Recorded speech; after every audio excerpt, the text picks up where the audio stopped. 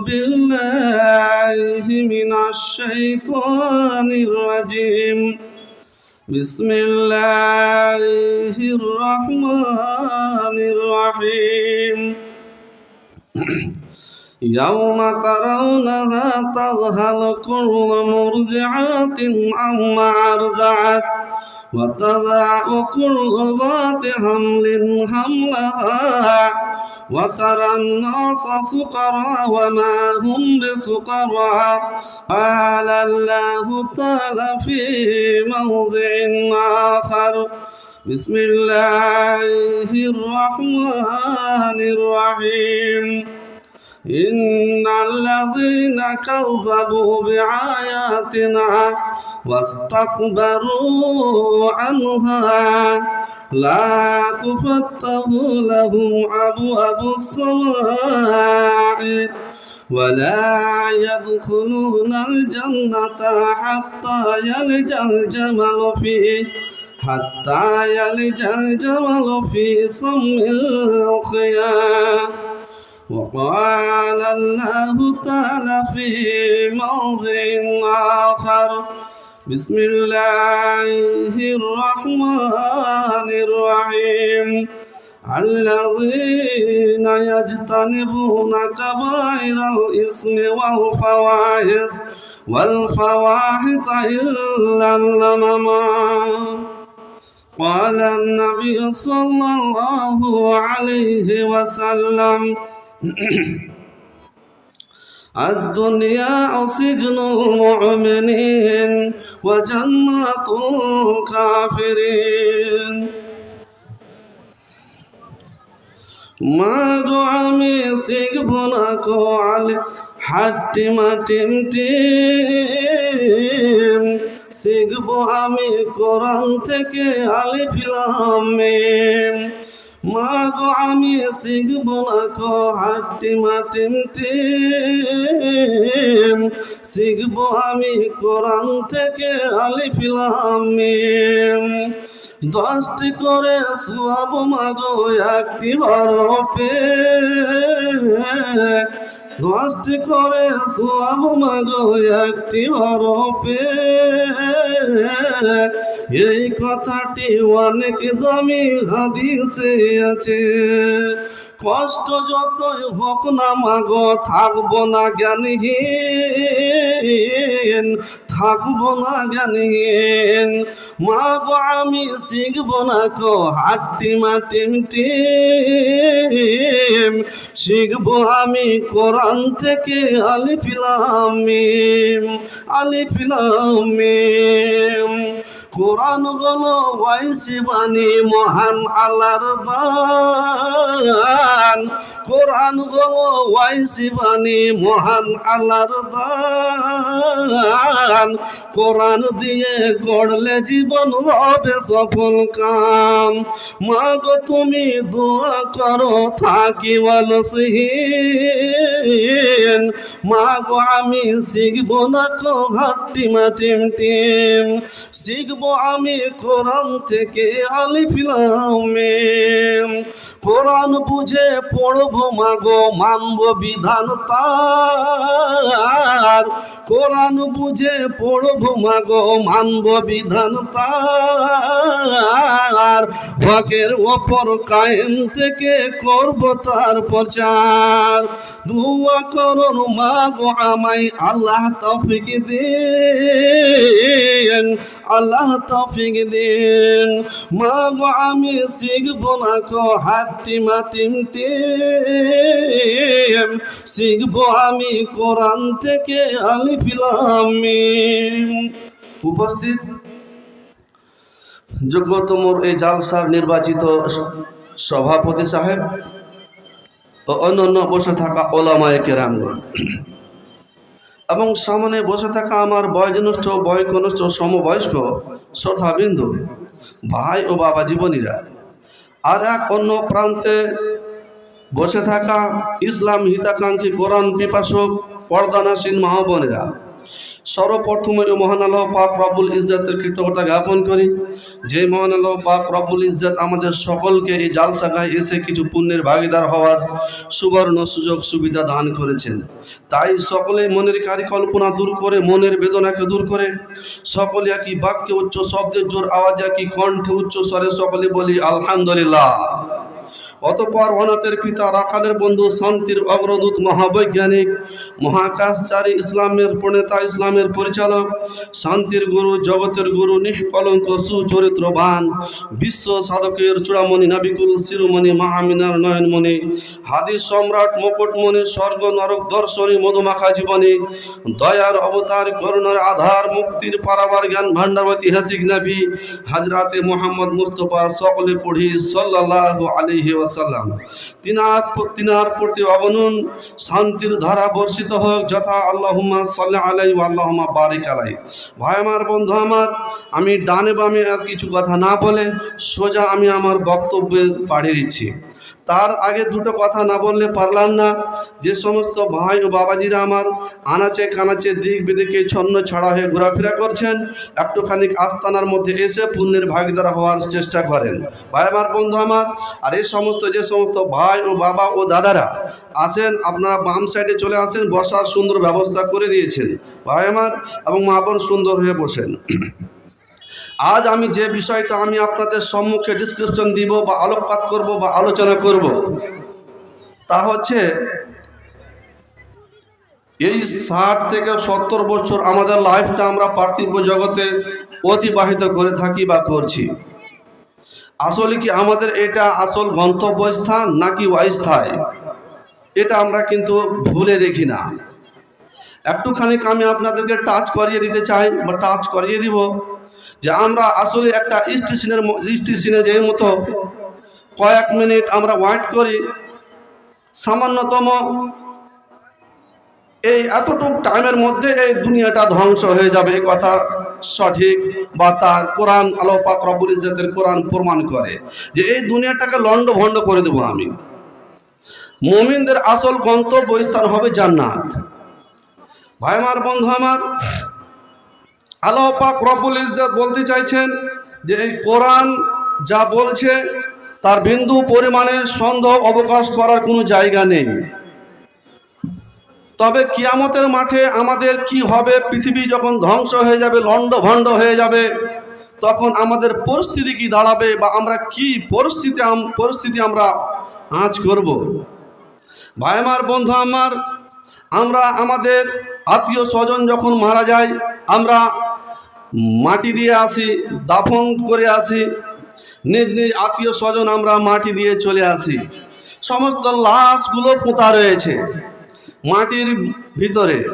তো এরা কখন উঠবে, এরা কোন সময়ে যাবে, হাসরের মাঠে একত্রিত হবে, ত্রাহি ত্রাহি করবে, কোন সময়ে কখন, আমরা কিন্তু এ বিষয়ে আমরা গবেষণা করি না। আমরা এটাকে আমরা আসল গন্তব্যস্থান মনে করে মারপিট, রাহাজানি, অন্যায়, অবৈধ, অশ্লীল গ্লানিতে আজ আমরা ডুবে হাবুডুবু করি। কিন্তু প্রকৃত পক্ষে আমার ব্রেনে, আপনার ব্রেনে যদি একটা কথা খালি ঘুরে যেত যে দুনিয়াটা স্থায়ী নয়, কদিনের দুনিয়া, আল্লাহ পাক রব্বুল ইজ্জত ধ্বংস করে দিবে। আল্লাহ যেদিন চাইবে সেদিন পৃথিবীকে লন্ডভন্ড করে দিবে। সেই মহাপ্রলয়ের দিন, মহাসংকটময়ের দিন বিচারের মাঠে কাঠগড়াতে দাঁড়িয়ে সকলকে পাই টু পাই হিসাব দিতে হবে বুঝিয়ে। আল্লাহ পাক রব্বুল ইজ্জত তার প্রমাণ কোরআন মাজিদের মধ্যে বলছেন। ভাই আমার, বন্ধু আমার, মানুষ যখন এই কিয়ামতের অবস্থা দেখবে তখন তাদের বা আমাদের অবস্থা কীরকম হবে আমরা কিন্তু কেউ ভুল খ্যাপ করি না, আমল তো করি না।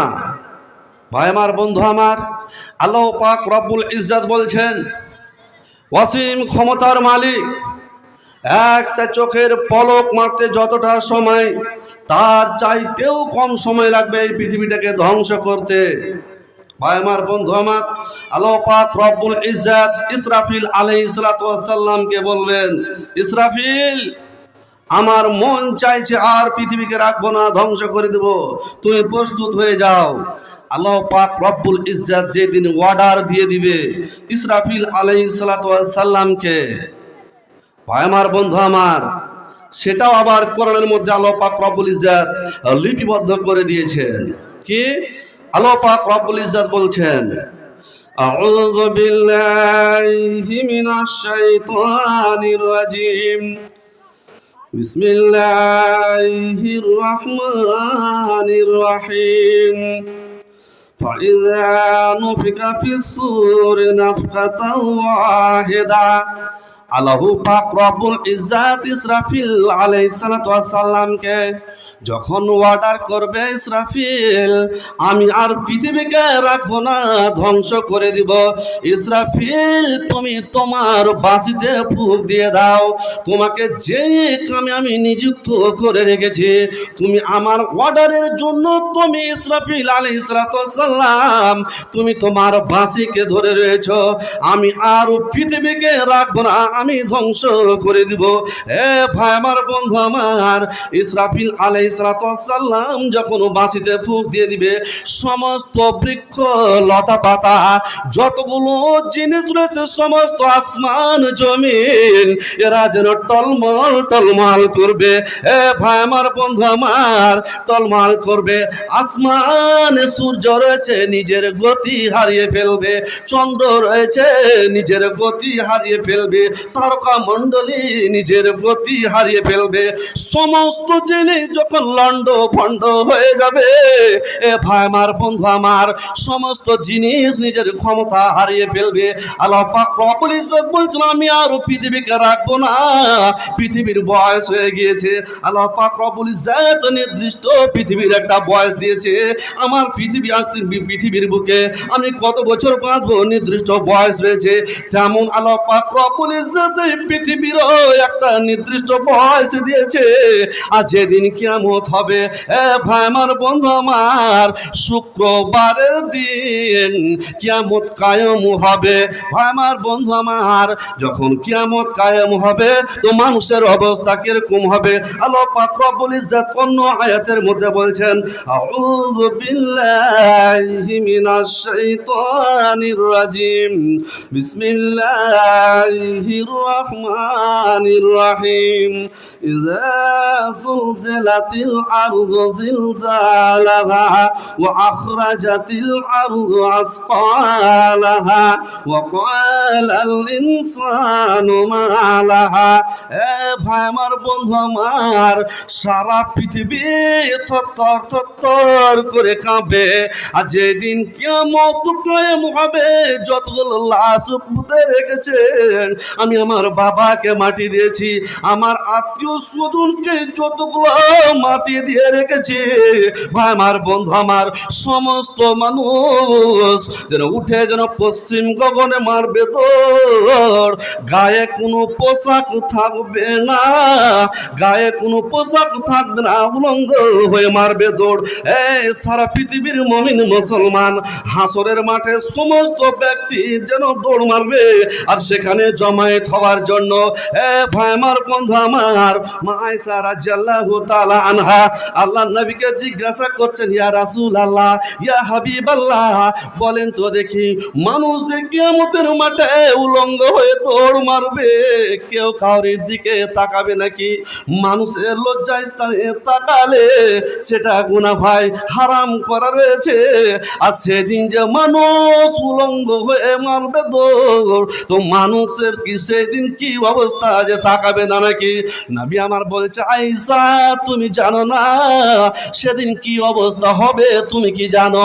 মানুষ এক অপরের দিকে তাকাতো দূরের কথা, আল্লাহ পাক রব্বুল ইজ্জত কোরআনের মধ্যে বলছেন, ইয়াউমা তারাউনাহা তাযহালু কুল্লু মুরজিআতিন আম্মা আরযাত ওয়া কুল্লু যাতি হামলিন হামলাহা ওয়া তারান নাসা সুকারা। আয়েশা মানুষ যে উলঙ্গ হয়ে দৌড় মারবে। আয়েশা তুমি জানো না মানুষের সেই দিন কি অবস্থা হবে? কিয়ামতের মাঠে যখন উলঙ্গ হয়ে দৌড় মারবে, সে সময় মানুষকে দেখে মনে হবে যে মানুষ যেন নেশা খেয়ে নিয়েছে, মানুষ পাগলের মতন হয়ে গিয়েছে, মনে হবে যে নেশা খেয়ে মাতাল হয়ে গিয়েছে, কিন্তু প্রকৃত পক্ষে তারা নেশা কেউ পান করেনি। কিয়ামতের ভয়াবহ অবস্থা দেখে, মানুষের অবস্থা দেখে মানুষ যেন বেহুশ হয়ে পড়ে যাবে।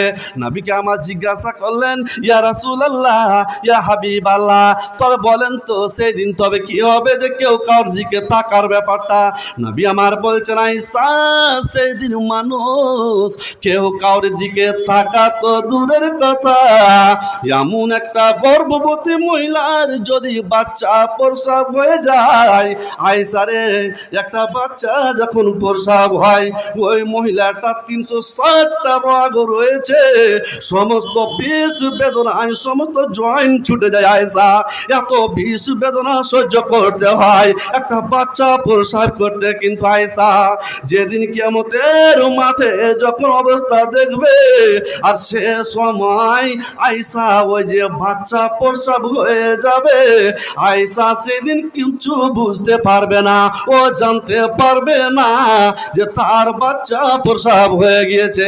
এ ভাই আমার, বন্ধু আমার, কিয়ামতের মাঠে এমন একটা পরিস্থিতি দাঁড়াবে কেউ কাউরির দিকে তাকাবে না, কিয়ামতের মাঠে যেন জমায়েত হবে।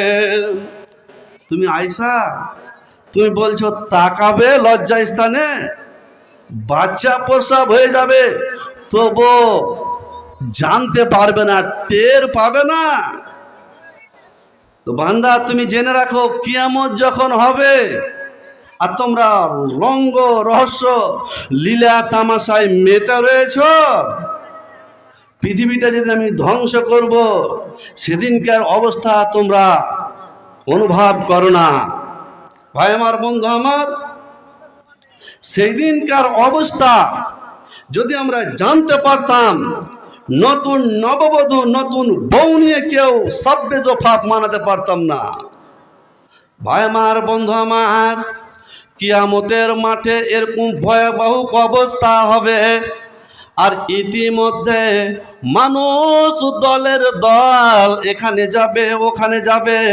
কিয়ামতের ভয়াবহ অবস্থা দেখে মানুষের যেন কিয়ামতের মাঠে জাহান্নামের গর্জন শুনে মানুষের যেন ভয়ে মানুষের কলজা মুখে উঠে যাবে। আয়েশা তুমি জানো না, আর সেই দিন সমস্ত মানুষকে একটা আমাকে একটা আপনারা সকলকে আল্লাহ কাজ করতে বলবে।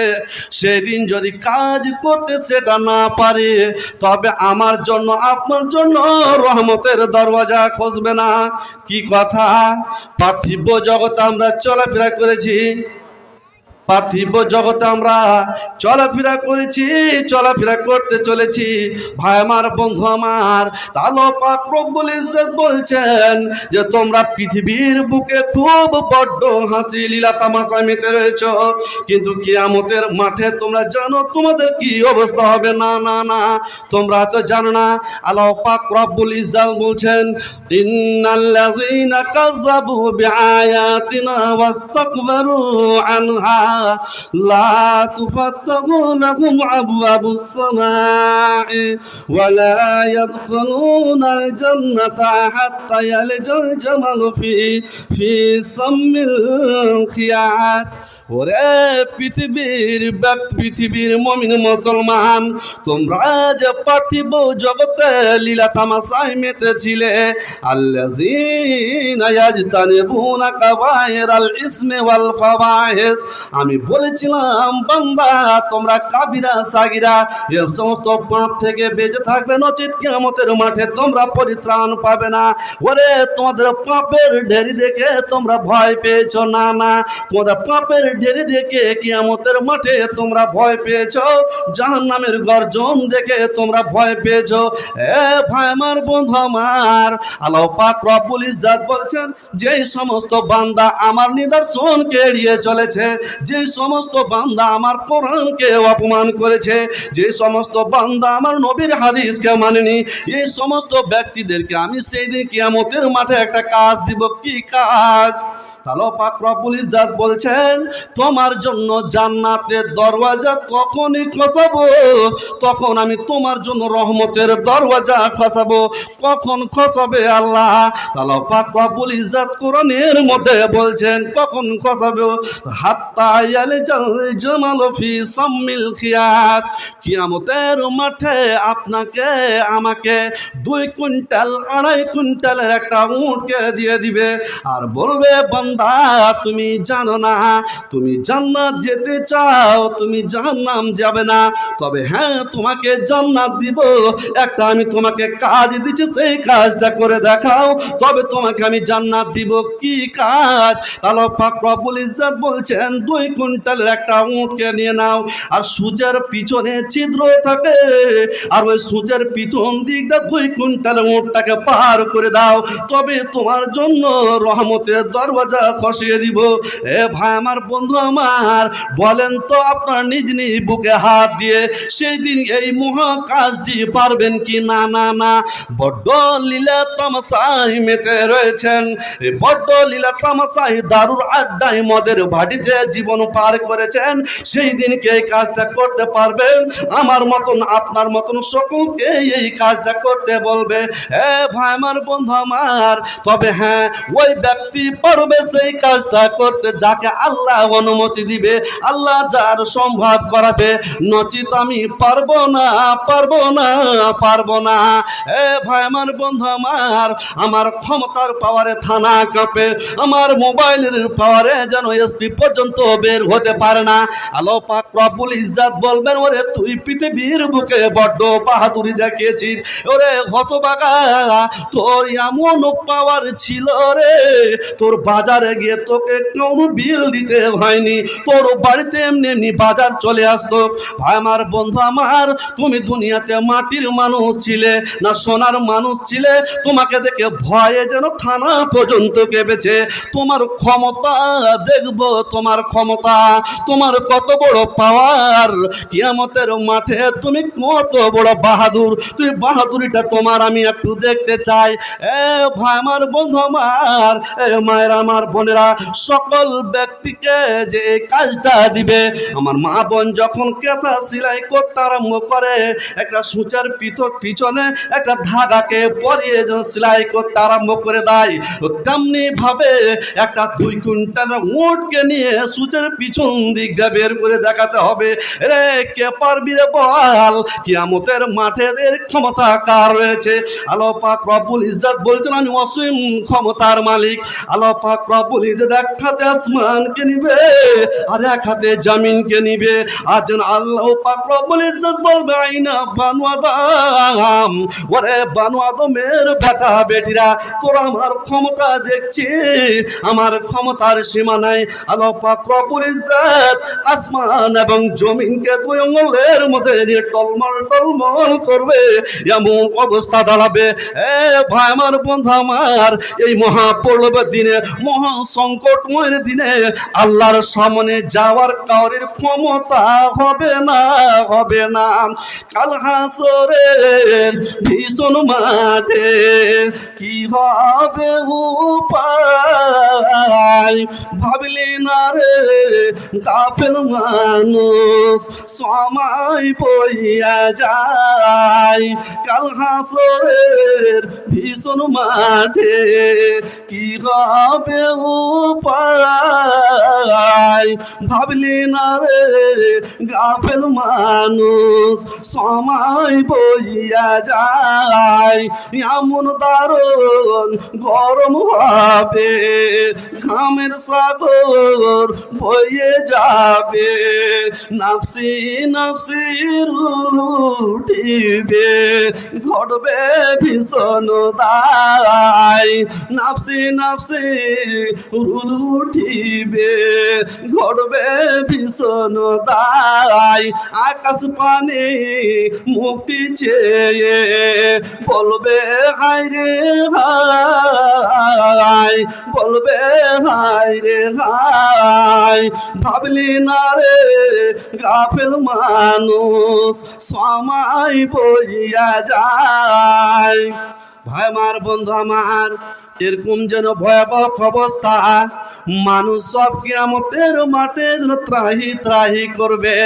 ইতিমধ্যে সমস্ত মানুষ দলের দল কোথায় গিয়েছে? নবী মুসার কাছে, নবী ইব্রাহিম আলাইহিস সালামের কাছে।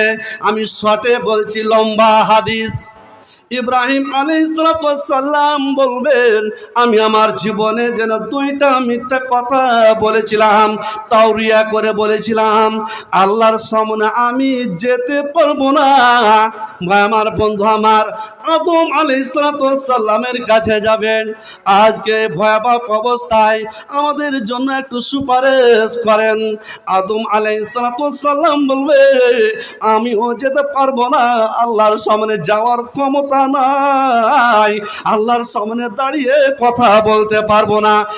ভাই আমার, বন্ধু আমার, নবী ইউনূস আলাইহিস সালামের কাছে যাবে। উনিও বলবেন, না, আমি সুপারিশের বার্তা নিয়ে যেতে পারবো না আল্লাহর কাছে। ভাই আমার, বন্ধু আমার, এ করে শেষ সময় বলে, তা যাও তোমরা শেষ নবী মুহাম্মদ সাল্লাল্লাহু আলাইহি ওয়াসাল্লামের কাছে যাও, সেখানে গিয়ে তোমরা সুপারিশ বার্তার কথা বলো। ভাই আমার, বন্ধু আমার, আমার মতন আপনার মতন হতভাগার জন্য সেদিন নবী আমার সাজদায় পড়ে গিয়ে, আমার মতন আপনার মতন হতভাগা উম্মতের জন্য নবী আমার সাজদায় পড়ে গিয়ে, নবী আমার যেন এমন কি তাফসীরে পাওয়া যায় যে নবীর যেন চোখ দিয়ে জল পর্যন্ত বের হতে চলবে। ভাই আমার, বন্ধু আমার, লেকুল্লে নবীন দোয়া, প্রত্যেক নবীর জন্য একটা করে স্পেশাল দোয়া রয়েছে। সমস্ত নবী নিজের নিজের দোয়ার বরকত নিয়ে নিয়েছে, কিন্তু আমার শেষ নবী ওই দোয়ার বরকত, ওই দোয়া শেষ নবী আমার কিয়ামতের মাঠে আল্লাহর কাছে আরজু জানাবে, আমার মতন আপনার মতন হতভাগার জন্য, যার জন্য সেই দোয়ার বরকত এখন পর্যন্ত নবী আমার নেননি। ভাই আমার, বন্ধু আমার, নবী যখন আমার সাজদায় পড়ে যাবে, আল্লাহ পাক রব্বুল ইজ্জত বলবেন, ইরফা রাসাকা ইয়া মুহাম্মদ সালতু তাকা। নবী মুহাম্মদ, তুমি আমার প্রিয় হাবিব, তুমি কি চাইছো তুমি বলো তো, তোমার চাওয়া পাওয়া কি, তোমার মনের আশা কি, তুমি একটু খুলে বলো। সেই দিন নবী আমার বলবেন, ভাই আমার, এখানে দাঁড়িয়ে না থেকে তোমরা তো আমার শুনছো, ছোট ভাই আমার, চলে এসো একটা এই জায়গাতে, প্লিজ চলে এসো। দাঁড়িয়ে না থেকে দয়া করে চলে আসেন। সভাটা সুন্দর হয়ে গেছে, কিন্তু আপনারা চলে আসলে, হ্যাঁ চলে আসেন ইনশাআল্লাহ। ধর্মীয় সভা, সবাইকে অনুরোধ করছি, আপনারা এদিক ওদিক না ভেবে, আমরা তো জানছি যে রাস্তাঘাটে ভিড় মানছে না, তার মানে লোক অনেক আছে, কিন্তু ফিল্ড ফাঁকা আছে। আল্লাহর রাস্তায় আপনারা চলে আসুন। বাড়ি ছেড়ে যখন এসেছেন জালসার নাম দিয়ে, তখন জালসা গায়ে আসুন এবং অশেষ পুণ্যের অধিকারী হন। সামনে বক্তা লোক না পেলে বক্তব্য দিতে ভালো লাগে না। কাজে আমি অনুরোধ করব, আপনারা আনাচে কানাচে দাঁড়িয়ে না থেকে, ঘোরাফেরা না করে, বাজারে না থেকে স্টেজের সামনে আসুন। আর যারা খাওয়া দাওয়া করতে চান, স্টেজের পিছন দিকে ডেলিগেটের ব্যবস্থা আছে, ওখান থেকে ডেলিগেট সংগ্রহ করে আপনারা খাওয়া দাওয়া করতে পারেন। আসসালামু আলাইকুম। হ্যাঁ, চলে আসেন, সুন্দর স্টেজই সুন্দর হয়ে গেছে, আপনারা চলে আসেন। জানে দাঁড়িয়ে না থেকে ভাই আমার সিনিয়র ভাইরা ও বাবাজিরা ও কাকাজিরা, আপনারা চলে আসেন। তো সেই দিন আল্লাহ পাক রব্বুল ইজ্জত এমন একটা পরিস্থিতি করবে যা আমরা সেদিন ত্রাহি ত্রাহি করব।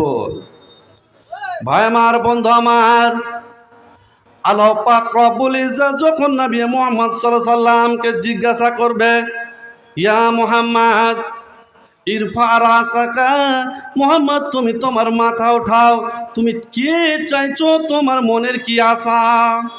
ভাই আমার, বন্ধু আমার, নবী আমার বলবেন আপনার জন্য, আমার জন্য, আমাদের মতন হতভাগা উম্মতের জন্য রব্বুল আলামিন আমার উম্মত ত্রাহি ত্রাহি করছে। ঘামের, কেউ তো ঘাম থেকে ডুবে যাচ্ছে, কাউরির তো হাঁটু থেকে ঘাম, কাউরির তো কোমর থেকে ঘাম, কেউ তো গলা থেকে ঘাম, হাবুডুবু করছে। রব্বুল আলামিন আমার উম্মত ত্রাহি ত্রাহি করছে। আল্লাহ তোমার কাছে আমি একটু আরজু জানাই, আই মাওলা কারীম আল্লাহ, আমার উম্মতকে একটু সুপারিশ করতে চাইছে। আল্লাহ ইনসাফের মিজানটা দাঁড় করেন। রব্বুল আলামিন আমার উম্মতকে মাওলা তুমি চটপট হিসাব ছেড়ে আল্লাহ নিস্তার দাও। এ ভাই আমার, বন্ধু আমার, ওই সেই দিন সমস্ত বান্দা, সমস্ত ব্যক্তি যেন জাহান্নামের গর্জন শুনে মানুষের কলজা মুখে উঠে যাবে। ভাই আমার, বন্ধু আমার, ভয়ে মানুষের যেন সূর্য যখন নিচে নেমে আসবে, মানুষের যেন টকবক টকবক করে যেন মগজ যেন ফুটতে লাগবে। কিরকম অবস্থা হবে ভাই আমার, কিরকম পরিস্থিতি হবে? ভাই আমার, মানুষ যখন, আপনার ছেলেটা, আমার মেয়েটা যখন টিউশনি যায়, যখন কোথায় যায়, কলেজে যায়, তো সূর্যর তাপ থেকে বাঁচার জন্য আমরা ছাতা ইউজ করি। ভাই আমার, বন্ধু আমার, সূর্যটা আমার যদি আধ হাত নিচে নেমে চলে আসে, কোনোটা হাদিসে রয়েছে এক হাত নিচে চলে আসবে, কোনো হাদিস আবার রয়েছে আধ হাত নিচে চলে আসবে সূর্য, তো বলেন তো পরিস্থিতিটা কিরকম হবে? ভাই আমার, বন্ধু আমার, পৃথিবী থেকে, জমিন থেকে সূর্য যেন 1500 এত দূরে সূর্য থাকা সত্ত্বেও তার তাপ সহ্য করতে না পারায়, তার তাপ সহ্য করতে পারবো না বলে আমরা সাঁতার ব্যবহার করি। তো কিয়ামতের মাঠে যখন আপনার আমার যখন আধ হাত নিচে নেমে আসবে সূর্য, তো আমার আপনার পরিস্থিতিটা কিরকম হবে? মাথার মগজ কিরকম টকবক টকবক করে ফুটবে। ভাই আমার, বন্ধু আমার, ছোট্ট একটা আমি হাদিসের টুকরা বলছি। ভাই আমার, নবীর চাচা আবু তালেব মৃত্যু সজ্জায় শুয়েছে। ইতিমধ্যে নবী আমার বলছেন, চাচা কিয়ামতের মাঠে আমি নবী হয়ে বাঁচাতে পারবো না, চাচা দয়া করে ইসলাম কবুল করে নাও। তো চাচা বলছে ভাতিজাকে, ভাতিজারে শেষ জীবনে আমাকে ইসলাম কবুল করার কথা বলো না, আমাকে আমার দিনে যেন মরতে দাও। ভাই আমার, বন্ধু আমার, বারবার বলল, ইসলাম কবুল করলো না। শেষে বলছে, ভাতিজা তুমি আমার মুখটাকে, মাথাটাকে আমার কানে নিয়ে এসো। এবারকার নবী আমার যেন কানটা নিয়ে গিয়েছে, বলছে ভাতিজা তোর দিন সত্য, ভাতিজা তোর কোরআন সত্য, ভাতিজা তুমি দিন প্রচার করে যাও। তো ভাতিজা আমাকে আমার বাপ দাদার ধর্মে মরতে দাও, আর তুমি তোমার দিন প্রচার করে যাও। চাচা যেন ইসলাম কবুল করলো না। আর আল্লাহ পাক রব্বুল ইজ্জত আরশ আজিম থেকে যেন বলে পাঠাচ্ছে, নবী ইন্নাকা লা তাহদি মান আহবাবতা, নবী তুমি যাকে চাইছো আমি তাকে চাইছি না, নবী তুমি ইসলাম কবুল করাতে পারবে না। তো শেষ বেশ যখন ইসলাম কবুল করলো না, তো আল্লাহর কাছে একটা আমার শেষ নবী দাবি জানালো, রব্বুল আলামিন আমার চাচাকে আমি ইসলাম কবুল করাতে পারলাম না, তবে একটুখানি আমার চাচার জন্য কি সুপারিশ করতে পারি, এটাও বারণ করছালো পাক রব্বুল ইজ্জত। নবী মুহাম্মদ তুমি আমার প্রিয় হাবিব, তুমি আমার শেষ নবী, তোমার কথা আমি এড়িয়ে দিতে পারি না, তোমার দাবি দেওয়া ফিরাতে পারি না, তবে তুমি তোমার চাচার জন্য সুপারিশ করতে পারবে না।